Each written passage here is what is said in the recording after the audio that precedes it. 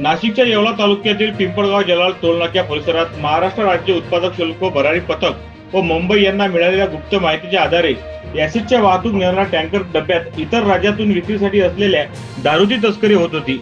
येवला पथकासह मुंबई पथकाने त्या ठिकाणी सापळा रचून टँकर ताब्यात घेतला। या टँकर मधून तब्बल 1,21,53,000 रुपयांची किमतीची भारतीय व विदेशी दारू इतर राज्यात विक्रीस जप्त करण्यात आली आहे। पुढील तपास येवला उत्पादक शुल्क विभाग करत आहे।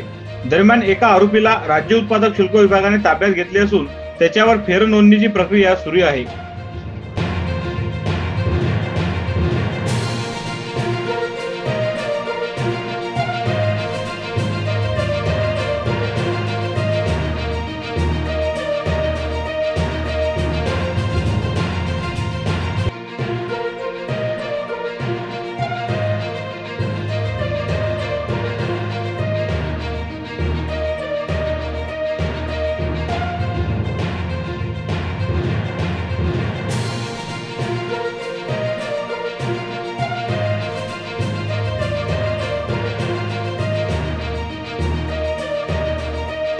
अशाच वेगवान घडामोडी पाहण्यासाठी आमच्या चॅनलला लाईक व सबस्क्राईब करायला विसरू नका।